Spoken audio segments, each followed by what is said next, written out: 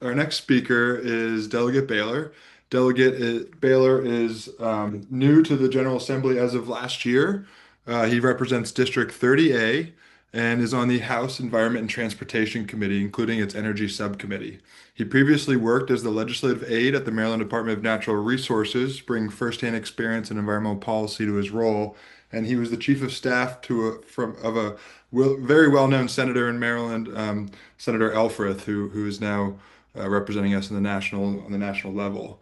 In just a short time, Delegate Baylor has already made a major impact, sponsoring and supporting more than 20 bills that became law in 2025, including the Chesapeake Bay Legacy Act, the Endangered and Threatened Species Act, and multiple wildlife protection measures.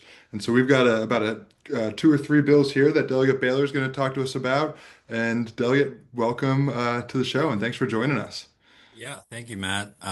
Excited to join you all from this angle and not from the DNR angle anymore. So it's an honor to join you all. I will try to be as quick as possible because I have three different bills to try and get through. And with that, we'll start to roll right through it. And I see Gary Allen has joined us as well. So we will start with the Forest Stewardship Act. You can go to the next slide. So taking kind of a high level view, I think firstly the really exciting news in Maryland that all of you know, and thanks to the leadership of folks like Senator Love, is we have made incredible progress over the last few years on ensuring that we're retaining and preserving our forest land in the state of Maryland. Thanks to Senator Love and Senator Elfreth when she was in the state Senate, and many of the advocates on this call, we were able to pass an updated Forest Conservation Act, as long as many other pieces of legislation to ensure that we are really focusing on saving the trees. But with that, there are a few other things that we know. Firstly, we know that we still continue to lose private land and private forest cover at an increasing rate. And hopefully with the updated Forest Conservation Act, we can begin to lower that loss. But there are more steps that we can take to mitigate that. And at the same time as that, we also know that not all forest land is created equal. That some forest land possesses a better ecological value for our environment. So the Forest Stewardship Act that Gary has helped put together kind of tries to address both of those points. I'll walk high level through the legislation and then allow Gary to walk through it as well. But firstly, and arguably the most exciting part of the legislation for me, is that it will define ecosystem services in Maryland law for the first time. So that way we can really start to define and start to unravel and put into law that not all forest land and ecosystems are created equally. And by defining it, what we'll be able to do is ensure that we are really prioritizing our conservation efforts on land and work and restoration that is really going to create the best ecosystem value for our communities. And in that vein, the legislation will also provide financial incentives to private landowners to conserve forest land that has that highest ecological value. And it is going to ensure that we are creating programs and ensuring that these incentives are creating generational commitments to the preservation of that forest land. So with that, I'm excited to sponsor this legislation and begin the conversation about ecosystem services and about further preservation of our forest land here in the state. But I do also want to turn it over to Gary to see if he has anything to add as well. Thank you very much, Delegate Beyer, and thank you very much for being the lead sponsor in this legislation in the House. Friends, the Maryland Forestry Foundation is very pleased to be associated with this legislation. It promises to be, if passed, one of the most significant pieces of forestry legislation in over 20 years. Actually, other than the forest conservation upgrades itself passed several years ago, it could be the most significant piece of forestry legislation. Almost everyone, when they talk about the benefits of trees, talk about the ecological services of trees as a part of every presentation they make. For the first time, this piece of legislation would define those ecological services as public benefits and say that they're the kinds of things we want to strengthen, encourage, and expand on Maryland's landscape. And we want to do so in the context, as Delegate pointed out, those services that have the highest ecological value. So we want to attach monetized values to those services. And we want to encourage the landowners, which own about 70% of the forest resource in Maryland, to preserve and protect those, which is why we call it the Stewardship Act. So it has a specific landowner focus in the legislation. In a pilot phase, which the bill also articulates, we begin to look at how those benefits can be incentivized for the next generation between now and 2050. So for those folks that want to develop a new forest conservation plan that prioritizes the preservation of the articulated ecological services, we want to provide a financial incentive. And so there is established by this fund a new ecological services fee and a new ecological services fund in the thing. Because this anticipates a significant kind of fiscal impact, we're not totally optimistic that in the current fiscal climate, all of this can be successful the first time out. But I'm very pleased that the delegate has taken this on in an election year because it's our feeling, and frankly, he's willing to lead on it, that these are the kinds of questions and issues that ought to be discussed about the future priorities for forest preservation, protection, and expansion in Maryland. So the creation of a fund to provide incentives for the next 20-year protection or 25-year protection of our forests is an immense step forward. And why I started out by saying this has the potential to be one of the most significant pieces of forestry legislation in a generation. Thank you, Delegate Beyer, for your leadership on this issue.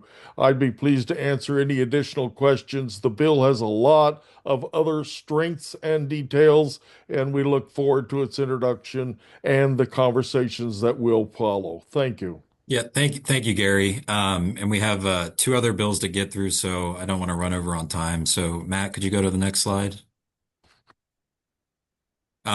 So the next bill or legislative concept that we want to talk about is related to non-compliance notifications and the Maryland Department of the Environment. So I do also want to give Senator Love another shout out here because she's been a part of these conversations, as well as Matt and Short Rivers as well. So I think firstly, just to kind of set the stage, as I said, with forest cover, Maryland has made some really remarkable strides over the last few years on increasing transparency in our environmental violations across the state.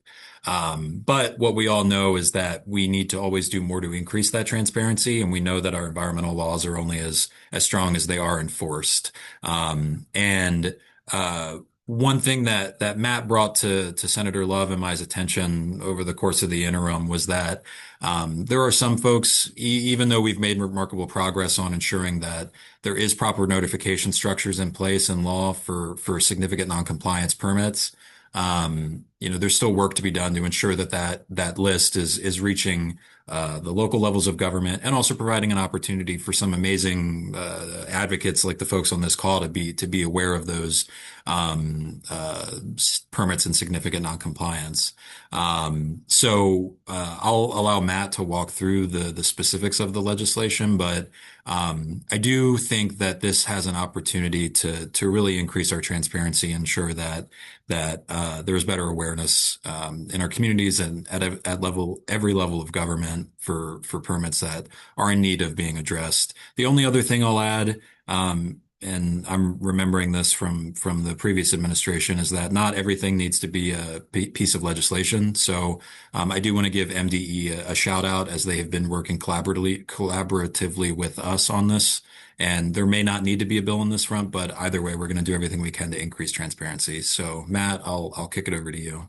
Yeah, thanks, Delegate. Thanks for your leadership, and I echo what you said about MDE and their collaboration on this. We're really excited about getting something done here in this line. But I'll say really quickly, the impetus behind this is really trying to prevent fiscal mishaps, trying to prevent situations where our wastewater treatment plants are in non-compliance or failing, and nobody knows that it's happening until it becomes really expensive. And so currently there's a system where the senators and delegates of a jurisdiction get emails on what wastewater treatment plants are in failure or non-compliance.